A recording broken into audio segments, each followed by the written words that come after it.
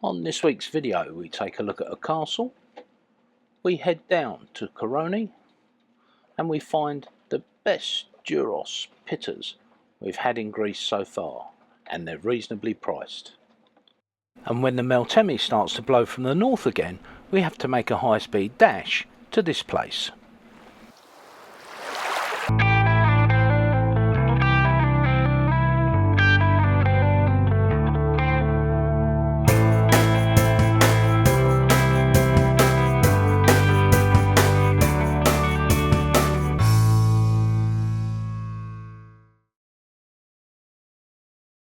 As we continue to sail down through Greece, we get to the Peloponnese.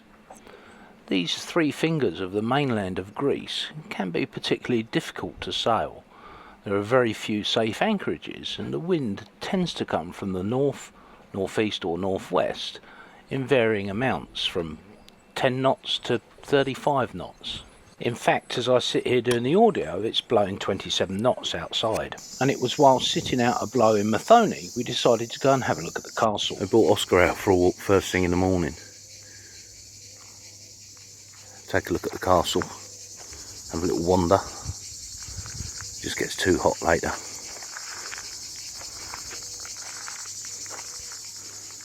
Let's see if we can find out what the history of this place is. See what's occurring. The main prison dates from about 1500. There's some good information on Wikipedia about this castle, well worth taking a look. Looks like you've got to pay and no pets. With Oscar not allowed inside and €15 a head to look around, we decided to give it a miss and look at the outside. The drone is all charged up, and so are the GoPros and the Panasonic, and of course we've left them on the boat. So this is Cindy's Samsung phone. I'm not sure how good it is. Alright, Oscar's getting hot.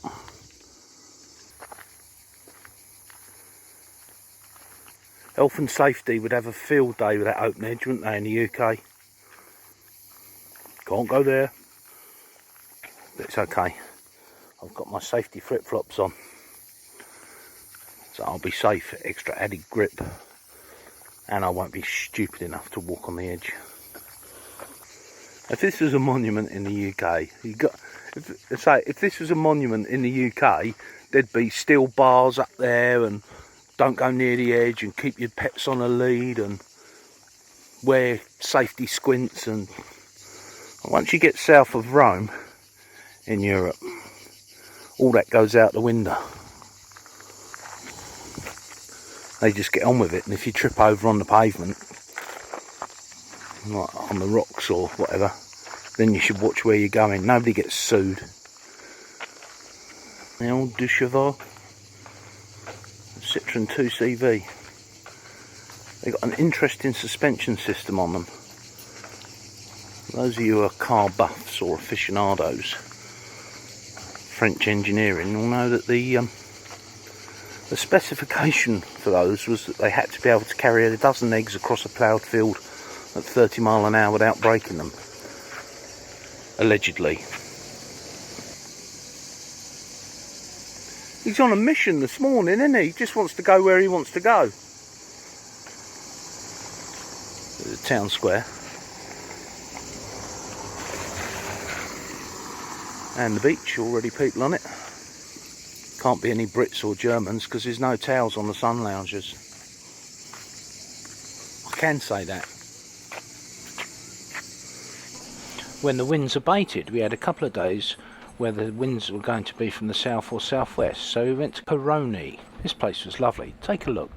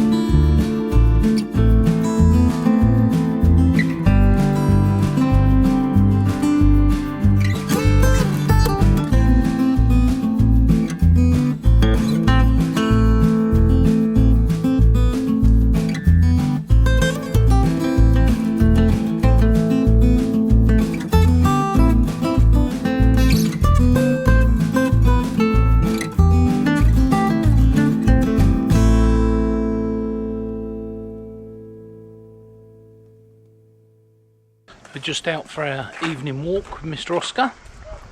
He's been along the beach. I've had the drone up, I'll show you where we flew it from. A few boats out there. We've actually got a bay full of bloggers. I wonder what the connective noun is for video bloggers, Cindy. Oscar's found cats under the cars, a little sod. He loves a cat. Can't eat a whole one these days.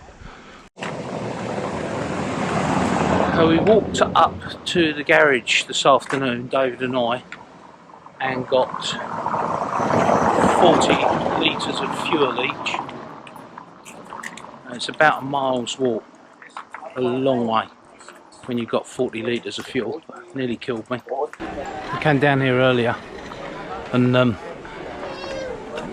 this black tarmac was absolutely roasting. I could feel the heat through my bloody shoes.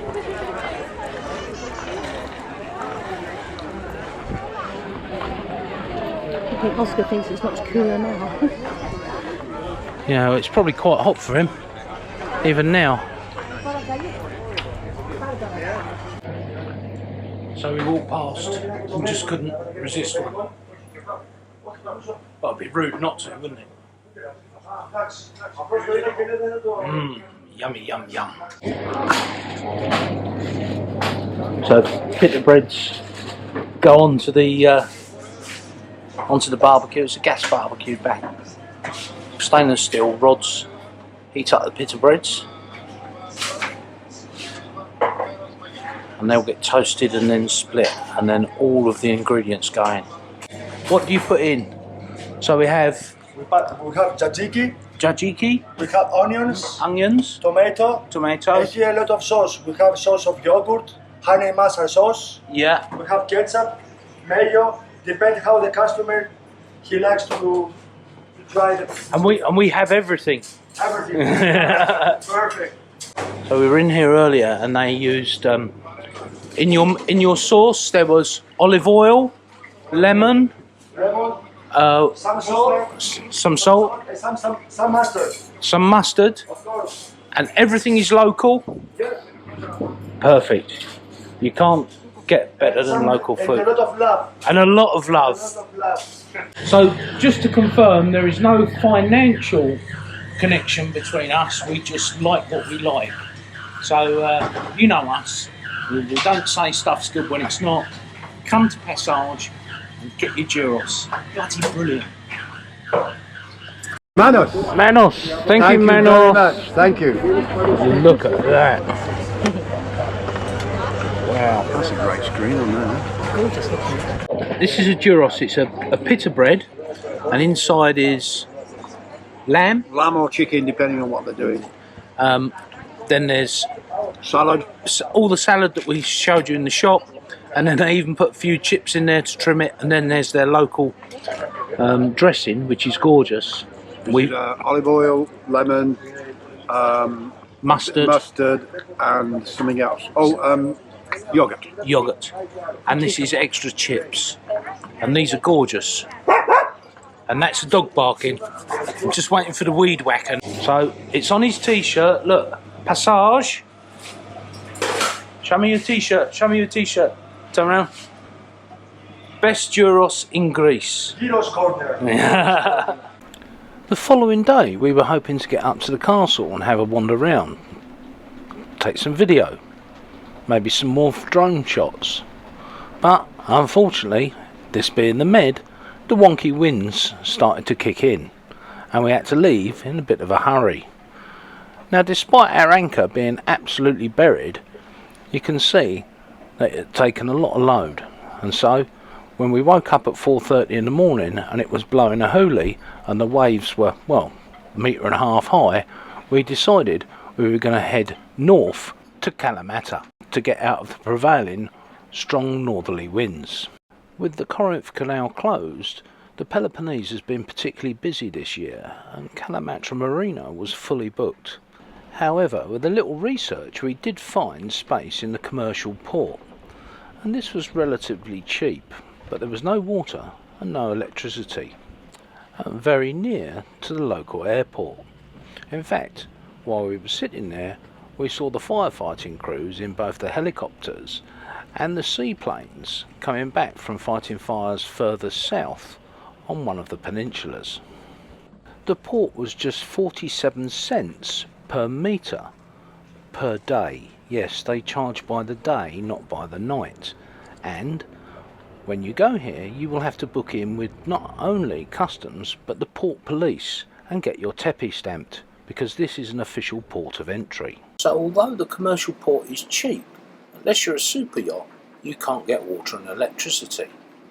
We had to run the generator a couple of times while we were there, but it's a big town and there was plenty of provisioning done while we were there. Kalamatra is a good hidey hole from the northern Meltamis. However, it is quite an industrial port and your boat will get absolutely filthy, as ours did, but more about that next time.